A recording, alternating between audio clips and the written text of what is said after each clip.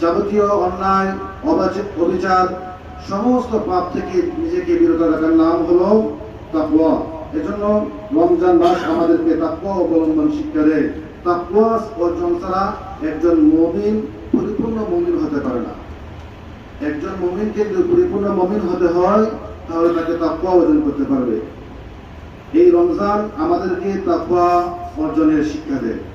2 নম্বর, এই রমজান আমাদেরকে শিক্ষা দেয় ইখলাস তথা একনিষ্ঠতা। ইখলাস আমাদের আমল গ্রহণযোগ্য হওয়ার জন্য ইখলাস পূর্ব শর্ত। আপনি একজন মানুষ রোজাদার, সে ইচ্ছা করলে আত্মগোপনে একাকীভাবে গোপনের মধ্যে সে খাবার খেতে পারত, কিন্তু সে খাবার ভক্ষণ করেনি। আল্লাহ তাআলার রেজামন্দি হাসিল করার জন্য সে গোপনীয় খাবার থেকে বিরত রেখেছে। এটা হলো ইখলাস।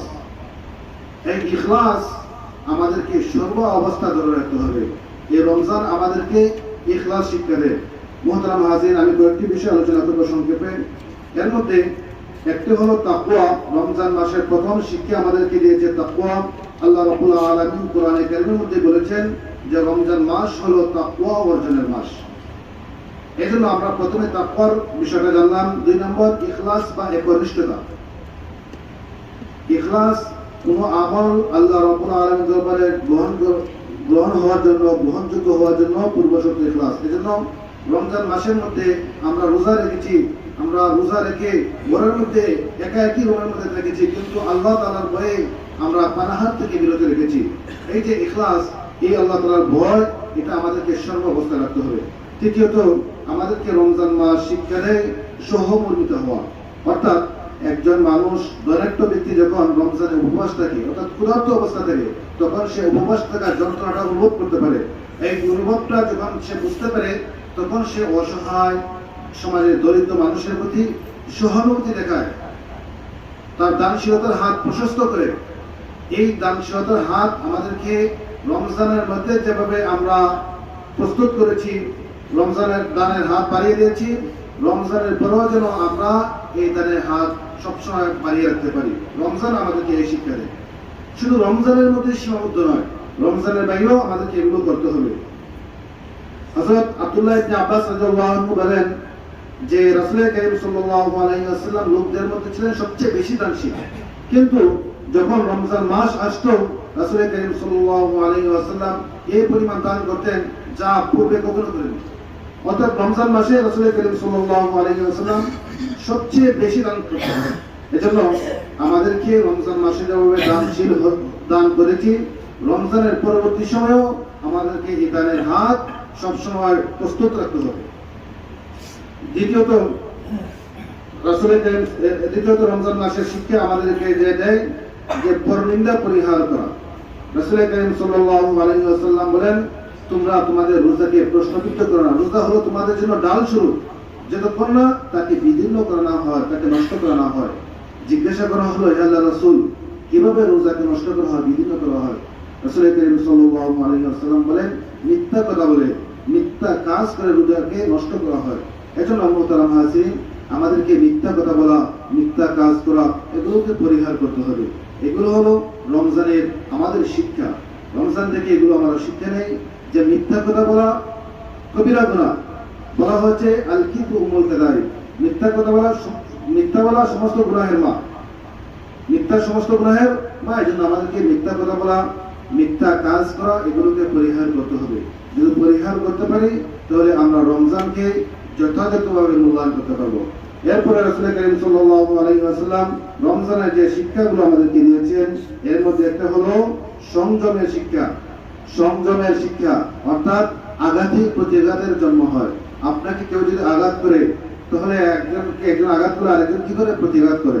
তাহলে এই প্রতিঘাত থেকে আমাদেরকে বের হয়ে আসতে হবে। একজন মানুষ আপনাকে গালি দিয়েছে বা আপনার সাথে ঝগড়ার জন্য প্রস্তুত, আপনি তা থেকে বিরত রাখতে হবে। আপনাকে বলতে হবে যে আমি রোজাদার। আমাদেরকে রমজানের এই শিক্ষাকে আমাদের পরবর্তী জীবনে, রমজানের পরবর্তী সময়ে কাজে লাগাতে হবে।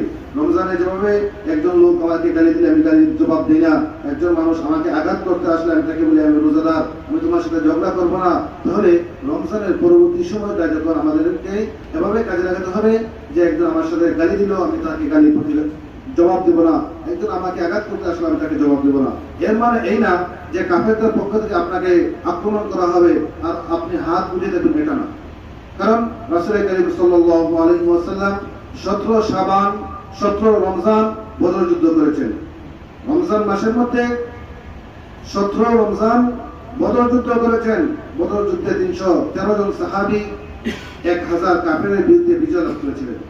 কাফেরদের সাথে সংযম নয়, কাফেরদের সাথে আপোষ নয়, আপোষ কার সাথে? মুসলমানদের সাথে। একজন মুসলমান আরেকজন মুসলমানের সাথে ঝগড়া করতে হবে, ঝগড়া থেকে বিরত থাকবে। এটা হলো সংযম, রমজানের শিক্ষা। রমজানের শিক্ষা এই নয় যে ফিলিস্তিনের মুসলমানদেরকে হত্যা করা হবে, ফিলিস্তিনের মুসলমানদেরকে হত্যা করা হবে, শহীদ করা হবে, আর আমরা গুটিয়ে দেবো মুসলমানরা মার খাবে, এটা না রমজানের শিক্ষা। রমজান শিক্ষা মুসলমানের সাথে ঝগড়া বিবাদ করবে না, গালিগালাজ করবে না। রমজানের যেভাবে শিক্ষা, রমজানের পরবর্তী সময় আমাদেরকে এভাবে কাজে লাগাতে হবে। মুহতারাম হাজির, রমজানের আমাদের যে শিক্ষাগুলো দেয় তার পরবর্তী শিক্ষা হলো আল্লাহর ভয়। দেখুন, আমাদেরকে সর্বাবস্থা আল্লাহর ভয় আমাদের ভিতরের মধ্যে রাখতে হবে। কারণ আমরা রমজানে রোজা রাখি, কিন্তু আল্লাহ তাআলার ভয়ে আমরা খাবার খাই না। আল্লাহ তাআলার ভয়ে আমরা খাবার খাই না, এটাই আমাদের জন্য সবচেয়ে বড় শিক্ষা। আল্লাহর ভয়ে যদি আমি খাবার না খাই, তাহলে রমজানের পরবর্তী সময় সব সময় যেন আমাদের ভিতরের মধ্যে এই জিনিসটা কাজ করে যে আল্লাহ রাব্বুল আলামিনের ভয় যেন আমাদের ভিতরে থাকে, যে আমি যা কিছু করি সব আল্লাহ রাব্বুল আলামিন দেখছেন, সব কিছু সব সম্পর্কে আমার জীবনের সমস্ত কাজ সম্পর্কে আল্লাহ রাব্বুল আলামিনের কাছে জবাব দিতে হবে। এজন্য আমাদের ভিতরের মধ্যে সদা সর্বদা আল্লাহ রাব্বুল আলামিনের ভয় রাখতে হবে। এরপরের কথা হলো, রমজানে আমাদের যে শিক্ষা দেয় তা হলো মিথ্যা কথা পরিহার করা। মুহতারাম হাজির, মিথ্যা বলা, মিথ্যা কাজ করা এগুলো হলো কবিরা গুনাহের অন্তর্ভুক্ত। এজন্য আমাদেরকে মিথ্যা কথা বলা পরিহার করতে হবে। কারণ রমজান মাসে রাসূল করিম সাল্লাল্লাহু আলাইহি ওয়াসাল্লাম বলেন, অনেক মানুষ রমজানে